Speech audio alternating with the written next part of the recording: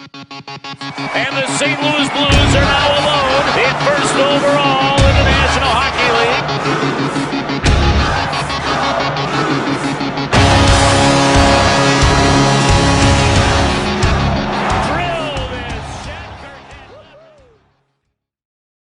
Ladies and gentlemen, it's time to get on your feet.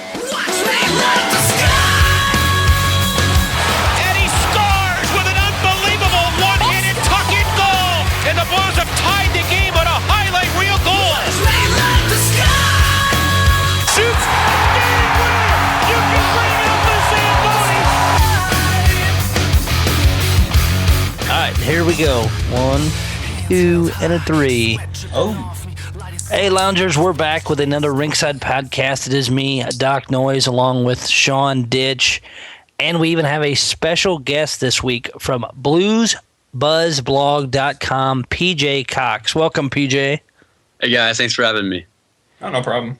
A lot to talk about, and honestly, I don't think a whole lot of it good. This week, and a little bit longer, I guess, has not looked good for the Blues at all. We've had some more injuries. We thought even Colton Parayko may be out, but man, that guy looks like the Superman on ice now. Nothing stopping him. But really, where do we begin? I mean, what did much go right in the last, especially looking at the last 3 games? I think the game against New York Islanders was very good defensively. I didn't get to actually see the game, but I was listening to it on the radio for most of the game up until the Parayko injury. And, you know, from what I heard, Elliott had a great game. Our goaltending has really been a good backbone for this team. And it's something to fall back on is on a good thing. And our goalies are playing good enough to steal a game and win a game and giving us a chance to win every single game. However, that being said, I think our offense and a little bit of our defense, but more so our offense, need to be worked on for a little bit longer. And that may be because Schwartz out of the lineup. It may be, who knows. But, man, this team just doesn't look like they're following in the coach's plans anymore. They just look unglued. And I mean, you've got 2 of the 3 teams are crappy. Florida is really terrible. Toronto is on their, and I'm not knocking him because he's looked very good. They're almost their 4th-string goalie, the way it is in Garrett Sparks, but he stood on his head for Toronto and played a great game. I thought once when Tarasenko scored early in that game, it was going to be all she wrote, but he stood on his head, and that was the only goal. And in the second period, 2 shots. Give me a break. That was ridiculous. Both 2 shots coming from David Backes. And one thing I did notice about Garrett Sparks. Garrett Sparks. Garrett Sparks. My bad. Garrett Sparks. He was given a lot of rebounds, and the Blues. It's not that they were all right there, and the Blues were just not able to, hop on it. The defense of Toronto, you saw, they've talked about it late in the 3rd period. Panger did. He said that all 5 men were in the picture for most of the game in the defensive zone, and that's really good. And that means they were all in front of that and protecting that very well. But come on, the goalie was giving up so many rebounds the entire game, and nobody was there to pounce on him. Well, we've got a lot to cover, and I kind of feel bad. I welcome PJ, but really didn't give him a chance to tell us about his background a little bit. Sorry, PJ. Hey, guys. So I'm 16 years old. I started Blues Buzz Blog, and really it started because I used to tweet about Blues games on my regular Twitter, and my followers weren't big Blues fans. So I started Blues Buzz Blog, and I've always loved to write, and I've always loved to watch the Blues, and now I get to kind of combine those for Blues Buzz. Well, and I mean, until you told us before we went on the air with this, I wouldn't have guessed you were 16 years old reading about, how you're writing, what you're getting into. It's not what most 16-year-olds would be talking about, and would you'd think even being big Blues fans would care enough to put out there for everybody else. Thank you. But everybody that that follows the Blues needs to read bluesbuzzblog.com. Several. I mean, it's not just you. You've got several writers, and you're looking for some more. But it's all phenomenal content.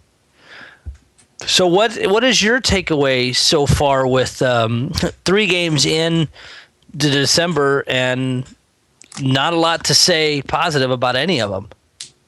I'll break it down to a simple thing: passing and turnovers. I mean, we'll start off on Tuesday with the Panthers game.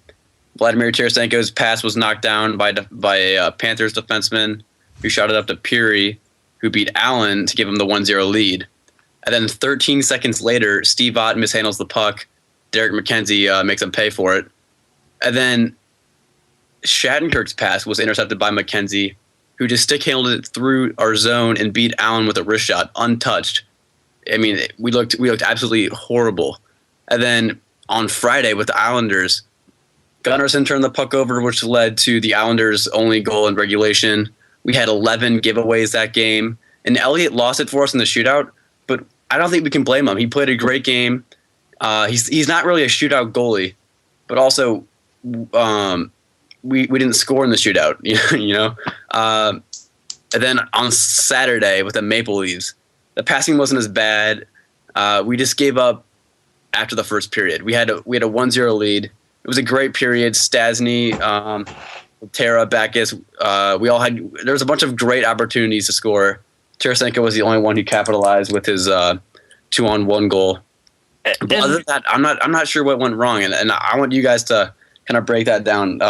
Saturday's game. Well, and what really, I guess one thing to ask you first: how the hell do you have a 2-shot period? Oh my goodness. It's the NHL, for crying out loud. I don't think there's been too many games where teams have had 2 shots in a period. Well, the Blues also had 3 shots in the first period against the Florida Panthers, and we all thought after that game, okay, this is a one-time deal. Clearly, this isn't. Yeah, and as our wonderful executive producer of the podcast sent me a message. He said the Blues played a game during the Florida game. It was called "Who Was That Pass Meant For?" And that's spot on. Producer David. I don't understand where the breakdown is. Why we have such the confusion that we do is every time we feel like we've had the guys come injured, we get them back for like, okay, we're going to be starting moving forward, and 5 other things fall apart. It is crazy. Like I said earlier, I mentioned that the team just seems becoming unglued. I bring up Thomas Brannicky, who's who commented on something in the lounge. He said Jaden Schwartz. I think they're missing Jaden Schwartz a lot. He seems to be the glue that holds all this together. I kind of agree with that because with Schwartz, you have a good back checking forward who can also generate plays. He's a great 2-way forward, and we really missed that from Jaden Schwartz. And he can create a lot of opportunities in the offensive zone and then create turnovers in the defensive zone as well. But the one player that I think that has been consistent with his playing ability, and he just got injured with the hamstring, Steve Ott. This guy, you know what you're going to get from this guy every night he plays. You're going to get 110% from Ott. He gives 110% effort every single night. He goes in 4 checks. He may not be the best skilled player, but he is in there every single night, and he's going to be dearly missed. And he's probably the biggest character player on the team, and he's the most team guy you could ask for. And a lot of people bash on him, but comparing him to Reeves needs to continue to sit. Now we'll see what things happen. But Ott at least has got more hockey sense, I guess, is the best word to use in that situation. He has a decent time on ice. I mean, yeah, he's not putting many points on the board, but he's doing other things. He's protecting the other players and still is able to make passes and make a decent game. And I don't see that with Ryan Reeves. I absolutely agree with you. Does Ryan Reeves have a fighting major this year? I don't believe he does. I don't think he does. Also, No. Steve Ott, he's played 21 games. He only has 2 points. They're both assists, but he has 34 pounding minutes, and that's his job. His job isn't to score goals or get points, and that's what a lot of people are complaining about. So no, and looking at his just from Totally the agree. Islanders game, for example, he was time on ice was 12 minutes and 42 seconds. Fabry was 12 minutes 7 seconds. Yaskin was 11:15. So some of the guys that you would expect that would be way over him isn't. It's just is it Hitchcock? Is it that he's moving lines around so much? Is it all the injuries in and out that the guys can't get comfortable with certain players? I don't get where this breakdown is. I mean, I'm glad we're where we are in points, but that's not going to hold us there very long if we cannot start picking these games up, especially this month. I agree. I mean, it's gotten to a point where, remember earlier in the season where we couldn't score goals, but we still ended up winning games because of our goaltenders' play. And we're like, well, our goaltenders are doing very well. Jake Allen, of course, ran away with the number one job. We believe so. And right now, both of our goaltenders are still playing at a very great pace and a very good playing ability to win us games. They're playing absolutely out of their minds compared to how everybody else is playing in front of them, especially on our offense. But now that we see that, and now we see the lack of scoring and the lack of passing, it just to me it doesn't make sense why we blame the goaltending as much as we should the scoring, because it's not there. We only have 2 defensemen with a plus average on our team, Parayko and Gunnarsson, who play together. As I mentioned on our last podcast, I don't know what else to say as much as we need more scoring, and we're like, we got to go sign it at forward. Well, where are we going to sign a forward?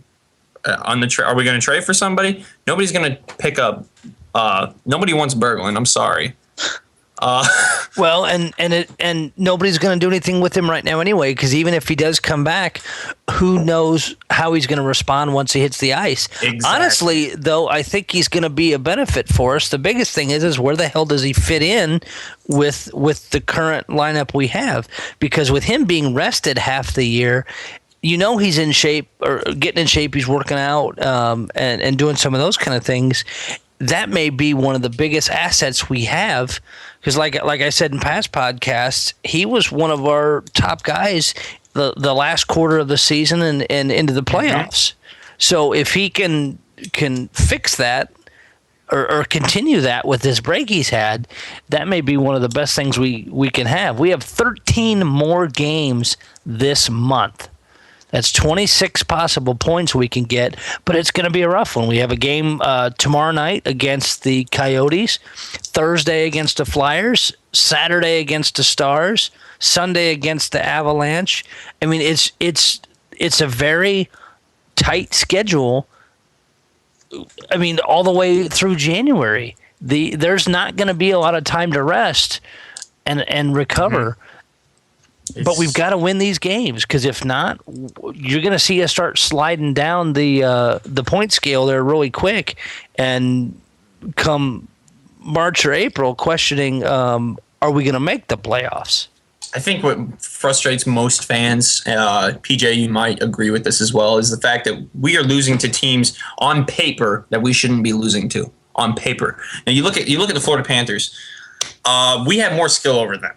They are an up-and-coming team, the Florida Panthers are, but as you saw in that first period, nobody was generating anything, and that was the weird thing of it. Nobody was generating any offense the weird first period. The second period was crazy, and the third period actually seemed very consistent. If you had a 0-0 game, you could understand why. There was even offense and defense at both sides, even though if it wasn't flashy. New York Islanders. You could say that they are one of the premier teams in the East. We did beat them in 2 games last year. Now they beat us 2 games this past season, but they both needed extra time to do it. Toronto. Everybody knew Toronto. Everybody knows Toronto has the past couple of seasons has been like the laughing stock of the league. But they have a new coach this year, Mike Babcock, and you know with him, they're going to give you 110% every single shift, because it's Mike Babcock, one, and two, a team that isn't as skilled, you could say is definitely going to work harder. And they worked their tails off against the Blues after giving up the first goal. And they played a great defensive game in the second and third periods and a great offensive game in the second period. They deserved to win that hockey game. The Blues, they did not deserve to win that hockey game. Now, with Arizona coming up, you can say to yourself, well, this is another team we should beat. That would be true on paper. Now, you have one of the premier goalies in the league, Mike Smith, playing for the Arizona Coyotes. You also have one of the longest tenured captains in the league, Shane Doan. Martin Hansel as well. They're going to give you a hard time. And they also know that the St. Louis Blues, are one of the top teams in the West and in the Central Division. They're going to give you your A game. And the Blues have just, I don't know. Have they just thrown their sticks on the ice? Has it gone to their head? I don't know. Has Hitch lost the room? And see, that's what's bothering the fans the most. And we keep hearing more and more of that, and heard a lot of rumors of it last season after the playoffs and into the summer and even going into camp. And people expected a coaching change. Well, when the Babcock deal, when he went elsewhere, there was no and PJ, maybe you'll disagree with me on this, but I've brought it up several times.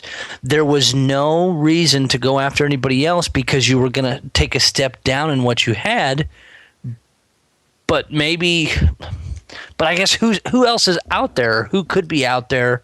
Either say they can him if we have a really disastrous December, say they can him the first of the year. Who do you go get? I know Don Cherry's available.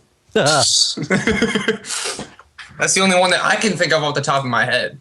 I'm sorry, PJ. I didn't mean to interrupt you. Maybe move Schwab. I mean, we have. First off, I want to say that I'm not against Hitch. I know a lot of people are, but the one thing that I don't like about him, and this was more last year, was he would play with something that I like to call goalie roulette, where he would just throw a goalie in net and hope that either Allen or Elliott would have a good game. And he was usually gets wrong. This year he stuck with Allen, and I can respect that because first off, Allen's playing great this year, but so is Elliott. And I think that the fact that he's kind of chosen Allen unofficially as the starting goalie, I can respect that. So as of right now, I have no problem with Hitch. I know a lot of people do, but I think these last 3 games, I think we can get past it. And I don't think we need a coaching change. Well, and going back to the goaltending deal is it's I do think Elliott needs to see some more games than he's seen, because even in some of the ones that Allen won or lost closely, he just seemed really shaky. I will say, and I'm assuming you were there as well, is watching in training camp, and I know Allen had a little bit of an issue that Saturday, hurt his back and was out for most of the rest of it. But seeing that Saturday, watching that camp, Elliott just seemed very comfortable, seemed very just ready to be there, and Allen, even before he tweaked his back, just really seemed out of place. And maybe that's just how they are, but something just didn't seem right about Allen. I guess time's going to tell is the biggest thing. Is Allen able to shoulder most of the games this season, and then come the end of the season, and if Elliott can only have patience for so long. Does he move on? Yeah, this is a very interesting situation, to say the least, with Elliott and Allen. I think, personally, this is my personal opinion, I agree or disagree. I look at Carey Price when he was young and a rookie with the Montreal Canadiens. And when Halak was the backup, Yaroslav Halak, the fans really did not like Carey Price at all. And they kept him in. They had they got swept in 08-09 against the Bruins in the playoffs in the first round, and Carey Price gave up 4 goals in game 4, and there was a shot from center ice, and the fans gave him the old Patrick Waugh bit where he finally made a save, and he just stuck his hands up in the air. The fans just really didn't like him. And then the next year they go with Yaroslav Halak in the postseason. And then they had that amazing run to the third round, and then they trade Halak. And all the fans really, really loved Halak, and they didn't want him to leave to go to the St. Louis Blues. And they were really more upset with the fact that Carey Price was their number one. Now look at Carey Price. He's the defending Hart and Vezina Trophy winner. The fans in Montreal love him. And is it because of all that experience that he had early that he was able to, take that adversity, step with it in stride, and just become the great goalie he is? And he had a young start, and I think that what I relate to all this is that Allen's got to get his feet in there soon, and he's got to get the pressure and, ride out the adversity a little bit, because then once he has all that experience under his belt, I truly believe he can become another Carey Price. And let's keep in mind, Carey Price took this team to the Eastern Conference Finals in 2014 and got injured. Had he got injured, they probably would have went to the Stanley. Had he not got injured, he probably would have taken the team to the Stanley Cup Finals. And he was the whole reason the Montreal Canadiens went as deep as they did against the Tampa Bay Lightning in the second round last season. Without him, there's no way. You look at our current situation right now, our goaltenders are doing phenomenal, Allen especially. And our two goaltenders are the reason we are getting wins at this point. It's not because of our scoring. While we are scoring, it's because of our defense and our goaltending especially. That is keeping us chances to win a hockey game.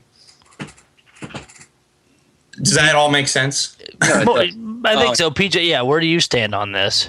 So I definitely agree. So when you're talking about Carey Price, it makes me think about Ben Bishop. We had this kid, and he had potential, and I don't blame the coaches for not playing him.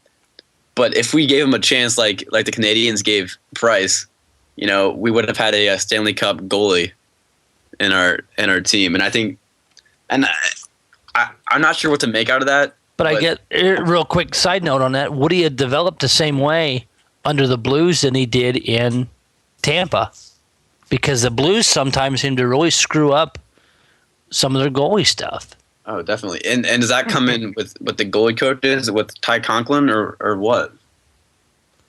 That's the tough question. But we need the goalies to steal the games, but the other side of it, like Sean has said, and we've all looked at, is if you're not putting pucks in the net, it doesn't matter how much the goalies are stopping. I totally agree with you. And people want Hitch gone. They're saying it's coach's problem. There are a lot of fans that want Hitch gone. My personal opinion with this, I look at, earlier this season with the Anaheim Ducks, they were horrible to start the year. Everybody was expecting Bruce Boudreau to be fired. He's still coaching for the Ducks, and the Ducks are on a rebound and looking to become a playoff team and are in the playoff conversation, even though it is December. But they are once again the Anaheim Duck team that they are. I think the Blues should stick with Hitch right now and wait until after the season to make a decision. Having said that, if the Blues do fire Hitchcock, it would not surprise me, because what other options do you have? There's not an open market for free agency. Teams aren't really making big blockbuster trades anymore. I just think it'd be very surprising to see a team fire a coach when they're second in the Central Division and in the Western Conference. Well, but a lot of it depends on what happens this month. It is. I agree. I absolutely agree with you. Because if you have, as well, in the next 13 games, if you win 4 of them, do you let that stand, or what else? I mean, what else do you fix? I attempt to fix. But right now, I say just write it out with Hitch, and then at the end of this month, where we are, then you got to start making decisions. I mean, and I can be totally wrong. Tomorrow they start winning every game this year, or the rest of this month, and totally turn it around, and it's just a hiccup, and it happens. But just the consistency or lack thereof has been the biggest problem. Is it the leadership? Is it the players, or is it the coaches they're not buying into the coach's system anymore? It could be a combination of everything, and we could find out in this month. This could definitely be the biggest month of the season thus far. What worries me is Ken Hitchcock is an experienced coach. He coached the Stars to a Stanley Cup in 1999. This dude knows a little bit about hockey, and I'm afraid we fire him, some other team picks him up, and then they go on to win a cup. I mean, that would be devastating to the Blues community. Oh, of course it would. And we have had our we've had our issues, but what you just look at the I guess I'm looking back even all the way to 99 2000 when you get so close and then everything falls apart. But the biggest question is playoffs. If we get to playoffs and they don't get out of the first round again, you're going to see a fire sale. You're going to see a lot of fans also just angry and not support the team anymore for next season. The lack of patience that everybody we're finally to that point where enough is enough. Yeah. It's definitely scary. And I don't like ragging on the team. I'm one of those. I mean, I've been a fan for a long time, and was super tight with them in the 99-2000 season, and watched that fall apart, and just all those weird things happen. And you gotta stick with them through the good and the bad, but something's gotta come to a head. But maybe the switch will flip by tomorrow. But I'm very nervous, I guess, long term this year.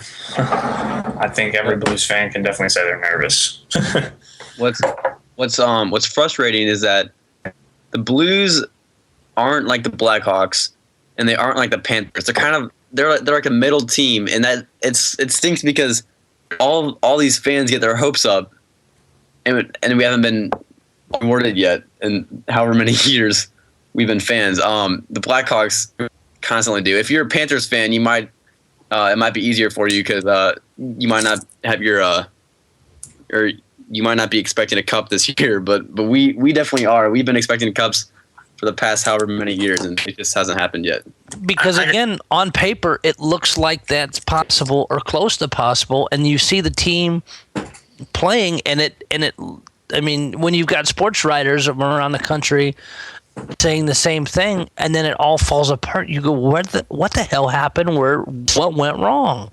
I gotta say something. I remember the 08-09 season where we were dead last in January, and to see the team rally from 2 months being dead last to finally making a playoff spot was unbelievable. Really, I don't think any Blues fan has ever seen a run like that. And when we made the playoffs, like, that was unexpected. That was amazing. And everybody, all the fans were like, oh my goodness, I can't believe that they did this. And when the playoffs happened, we got swept. It was sad, of course, when the team gets eliminated from the playoffs, but we didn't feel as bad because, we didn't expect that to happen. Playoffs was something we weren't used to at the time, and it was not necessarily a long shot, but it was a hard goal to obtain, and if you obtain it, then anything can happen. Anything can happen in the playoffs, of course. But I gotta say, I kind of miss the days where the Blues making the playoffs wasn't a gimme because it makes you appreciate the team more, in my opinion. I remember that season. I remember the next 2 seasons after where we didn't make the playoffs, and you're like, okay, we need to make the playoffs the next year. And when we did make the playoffs the next year, and we went to the second round and lost to the LA Kings, but I gotta say, you three seasons in a row eliminated in the first round, and upset that your team can't make it further because the team has the talent, but I look back at the 08-09 season. If they didn't have as much talent, but they definitely had more heart, and I'll take that. Especially, and right now this team just doesn't look like they have a lot of heart. And I hope they figure it out in the end of this month, before the end of this month, whether with a new coach or not. I think we all do. And I don't want to bash on that, and unless there's a total disaster this month, I think PJ's right, and I don't think they're going to change because, again, who do you go to? But there has to be some kind of something's going to have to change soon. And the other thing is you start looking at the trade deadline. Who's out there? Well, we got Backus is a free agent at the end of the season. And see, a lot of people call for getting rid of him because they don't think he's a good leader. I'm kind of on the fence. Head scratching. I'm on the fence too. I love him as a player. He hasn't been producing, but he's in a first star player. He's more of a third line grinder, kind of like Oshie was. But he also brings the heart to to games that most other players don't. I remember also reading, not reading, watching the pregame show from Saturday night. They talked about Brian Sutter. He was the longest tenured captain for the St. Louis Blues, and Brian Sutter didn't really have a lot of talent, but that you could not question that guy's heart and desire and willingness to play every single night. And the same way with Backus, he's kind of like Brian Sutter in a way, but when can he be like the guy everybody can lean on? Because right now some fans are not seeing that. And myself might be included in that. It's tough to see him be a leader because the guy's an amazing human being off the ice. What he does is great. On the ice, he's got to be, in my opinion, he's got to be more of a heart and soul type of guy. Doc, disagree or agree? It's tough. And maybe I don't. It's such a tough thing, and because we only see half of it. We don't. There's all the rumors that come out of the locker room and those kind of things, but nothing's really confirmed. Of okay, is the leadership really that good in the locker room? You hear all the rumors, but nothing's really said, and you only see the interviews with the player and how they do on the ice. So maybe everything's grand, but I don't know. I hate being the Monday morning quarterback on some of this stuff, but maybe we just I guess let's get to the All-Star break. See how things shake out, because once you get through there, that's when you'll really, I think, start seeing some of the changes be made. I agree with you. I don't want to say hold on to the All-Star break, but let's play for that All-Star break instead. Let's try to play our best until the All-Star break. Not go ahead. Okay, so I was just gonna kind of bring this over to Berglund again. So Berglund, I remember, and I mean, you guys are a little older than me, so you probably have a better memory. But I remember watching Berglund, Paul Kariya, and Brad Boyes in shootouts, and Berglund was one of our top guys, and for many years he was my favorite player. Now he seems like irrelevant to the team almost. I mean, I haven't seen a game where I'm like, oh wow, Berglund deserves the Panger Award or something like that. I've never really noticed him on the ice as someone that is adding heart, as I said before, to the team. Well, and definitely understand that, but he the inconsistencies are glaring at times. The interesting part, like I brought up earlier, was the fact that he was one of the top guys for the last quarter and the first round of the playoffs last year. So you were hoping that things were going to tick up, and then the surgery derailed that. Does any other team want to touch him come the trade deadline? I doubt it. I doubt it too. I wouldn't want to touch him. But I mean, the other side, like I said too, is with this being such a grinding schedule right now. You get him back in January, he's not beat up and worn out like the other guys. He's going to take a little bit of time to get worked up with the lines and who he's playing with, but that I think could make a big difference. They can give some of the other guys a rest if he comes in and starts putting points on the board. That can help take the pressure off some of the other veterans. I think. Go ahead, PJ. Well, that's definitely true. Whereas it could be a good thing, but it could also be a horrible thing. We've seen Elliott have an injury. It took him a while to recover. Even after he did recover, he wasn't the same in net. And then Tarasenko, if you guys remember that, when he was out for however many games, he came back and he had like a 21 game pointless streak. And I mean, and that was our top guy. It's crazy. And injuries are like that. They can go good way and they can go bad way. So yeah, and he was. I mean, looking at last year's regular season, he's 77 games. He had 27 points. Ended up being a -2. But then you get into the playoffs, had 4 points. And not too many other guys had that many points. and yeah, it was one round, but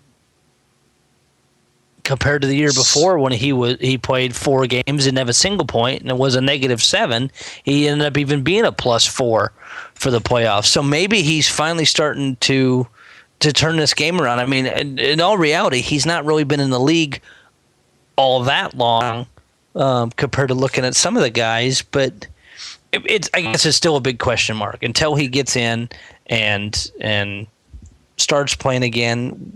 It's going to be tough to say, but there's got to be some changes made. We had call ups, we've had some changes, but really, what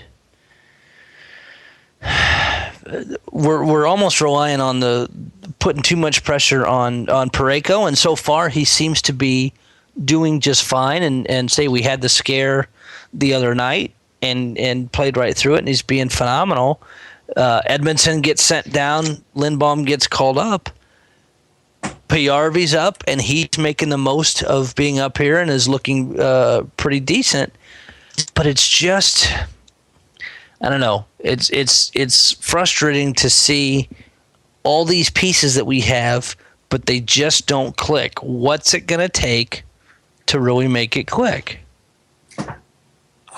I don't know. I really don't know. But touching back with Berglund, I think whether or not Berglund goes or stays with the St. Louis Blues is his decision. It depends on how he plays and how badly he wants to stay. So this is a really good opportunity for Berglund, in my opinion. This is a really good opportunity. If he wants to stay, the puck's in his ice. He can go out there and flat out play, or he can just not put points on the board. It's really up to him, if you look at it this way. With everybody else, the same can be said as well. You got to keep in mind, Brouwer is also an unrestricted free agent at the end of the season, along with Beckus. And I thought Brouwer's done pretty good. I mean, I don't have his stats in front of me at the moment, but he's been pretty steady. But again, it's just nobody's really just a standout. I mean, Tarasenko pretty well covers it, but then again, he makes some, I don't want to say stupid plays, but makes some unfortunate ones. A lot of it's just the hockey basics seem to be failing the team at times. Yeah, sometimes I think they're trying to be a little too cute with it. And how do you score? Yeah, just shoot the puck. You know what I mean? Yeah, don't give me 87 passes, or don't let. And no offense to Vladdy, but sometimes skip the flashy puck between your legs and all this kind of stuff to get by people. Send the pass to somebody and try and let them rip it in and crash the net. Or shoot it. Vladdy has the most dangerous shot in the league. Yes, he does. Luke Korak has wrote about it, and even the guys on SportsCenter who usually ignore the Blues have noted it. I mean, his wrist shot, it is deadly, and goalies are afraid of it, and he doesn't use it that much, or enough, I should say. You hit the nail on the head there. And we mentioned Troy Brouwer. In the last 5 games, he's been absent. He's had a lot of good time on ice. He against Toronto, he was 16, almost 17 minutes. Against the Islanders, 20 minutes, and 16, 18, and 19 in the pre games before that.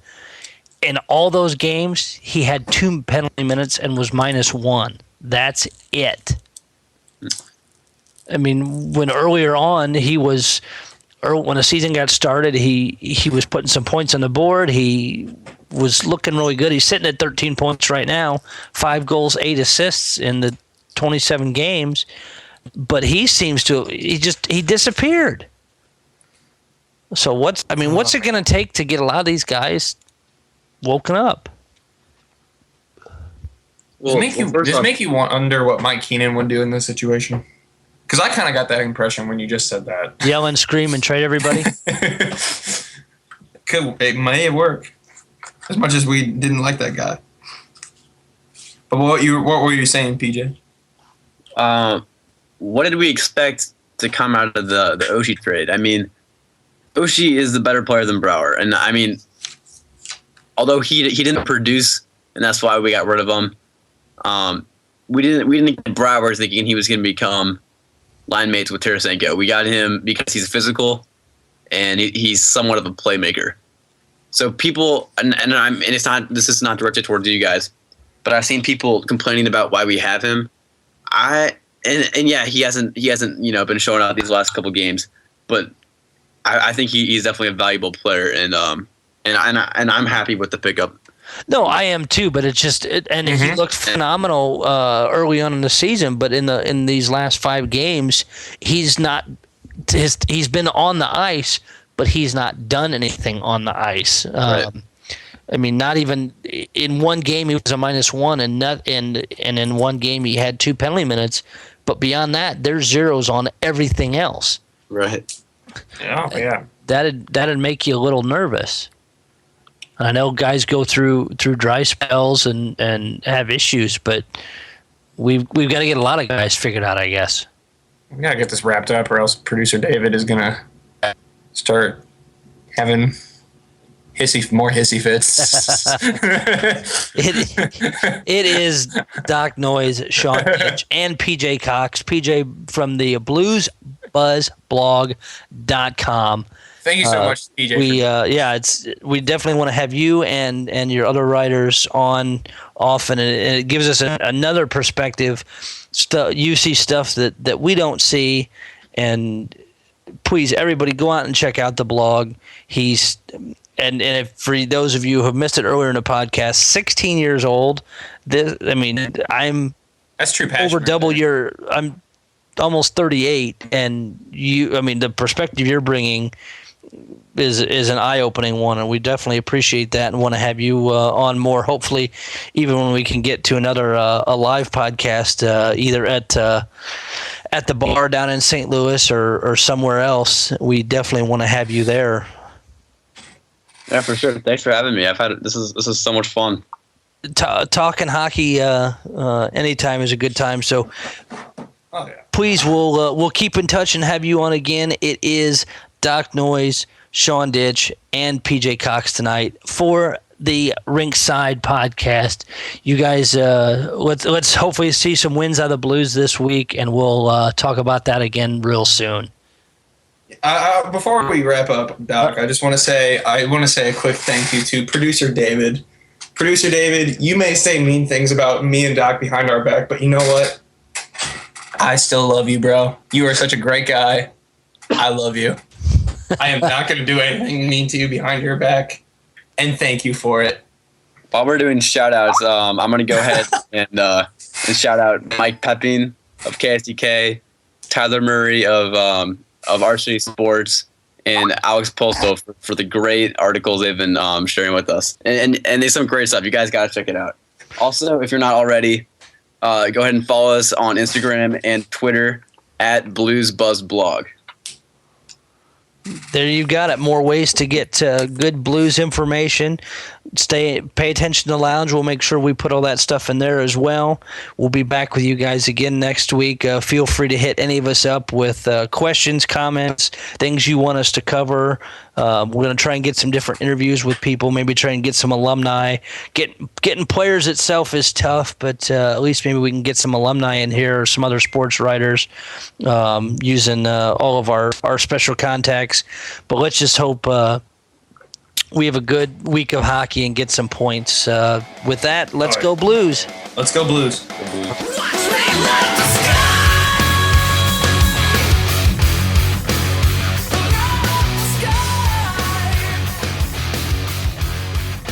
Watch me light the sky.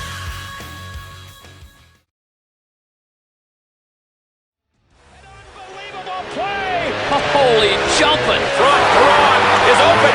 Oh, he scores! Oshie down the board. Walks in.